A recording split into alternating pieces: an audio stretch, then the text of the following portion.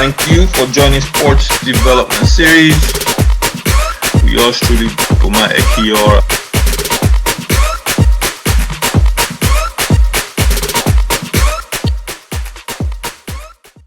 I mean, obviously the Premier League is an incredible league, but I mean, that are playing for 9th place teams, 10th place teams.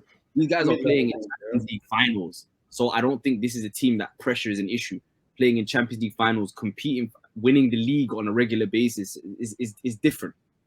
Well, yeah. So the thing about this is that I think I don't remember who it was, but it was an analyst or a group that broke down the champions of the World Cup or semifinalists for the World Cup, and they mentioned that consistently speaking, you have to have a core group of your players playing up to at least past the quarterfinals of the Champions League. And when you have a core group of your players playing at that level, that's a marker, a very good indicator of success in the World Cup. So, I think to get to your point where you were talking about the fact that, African teams tend to struggle with expectation. You're right about that. And I think a lot of it is mentality, but I think Mo is really hitting this on the head here. It's the level of play, that pressure that you've been under before. Have you played at that level? If you played at that level, then you know how to handle that pressure. Ran from the last World Cup. Look at their squad. Just about the entire squad is just ripe with top-level players who handle that pressure. And so when they get into situations like that, they know how to handle the expectations of being front runners. England got to the Euro final. Their goalkeepers never played Champions League football before. Their midfield have never played Champions League football before. Harry Kane is not a regular player in the Champions League. You know what I'm trying to say? So the core of their team have Harry Maguire. He plays for Man United. He's in they're in the Champions League sometimes they're not in the Champions League. And you know Harry Maguire. He's Harry Maguire. What's it called? Calvin Phillips never played in the Champions League. Declan Rice never played in the Champions League. So but then you go through Senegal's team, Idrissa Gana Gueye, quarterfinal Champions League every single year. Kalidou Koulibaly, one of the top 2 centre backs in the world. Sadio Mane won the Champions League 2 years ago. Mendy won the Champions League 2 years ago. Bouna Sarr in the Champions League with Bayern Munich every single year, albeit he doesn't play as much. Was in the semifinals just this year that just passed. So you're right. You're right. Well, but is the focus is the factor really? Is it Champions League or is it big games? Because it doesn't get any bigger than Champions League.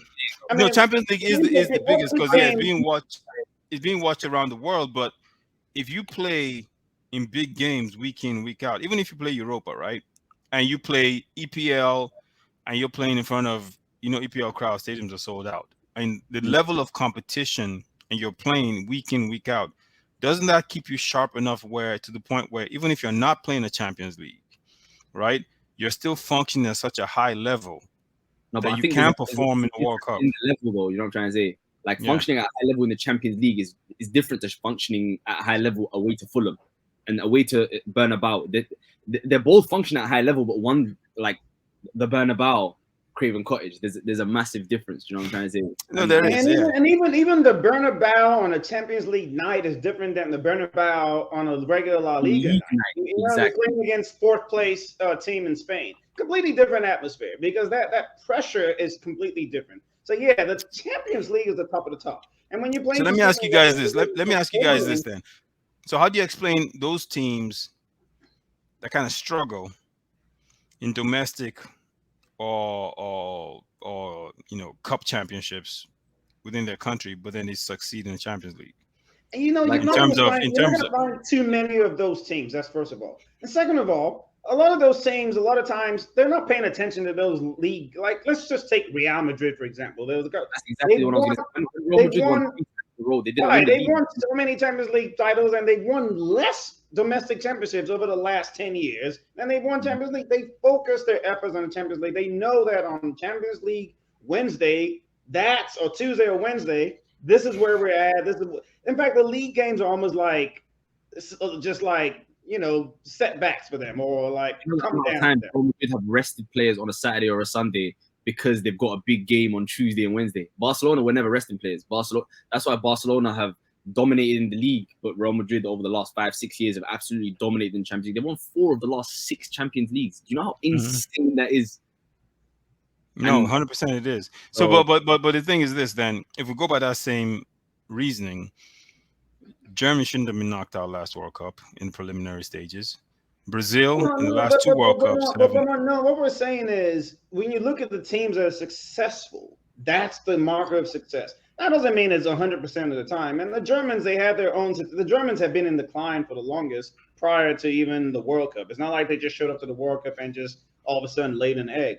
And also, there's also that thing where, I mean, it just consistently seems to be the case. When you win the World Cup one year, the next World Cup, you tend not to be as good. Maybe it's over. But why do you think that's the case, though? Like, is there another fact? I'm asking this because maybe is there another factor that's missing? They failed to get out of the group stage in 2010. I don't know why it is. It's just the World Cup curse, I guess. But it just happens. Because if you look at, I'll give you an example. Motivation, perhaps anymore. You know? Yeah, Germany going through their own little problems anyway with Muller and Özil and then the whole Neuer getting dropped, and then Bayern Munich saying if Neuer's not playing, we're not going to send you any more of our players, blah blah. So Germany had their own problems. Italy were going through a rebuild and a recycle. That's why they missed the World Cup, but then they won the Euros. You know what I'm trying to say? Obviously, they shouldn't have missed it again this time around, but like, I mean, there's explanations for. Thank you for joining Sports Development Series.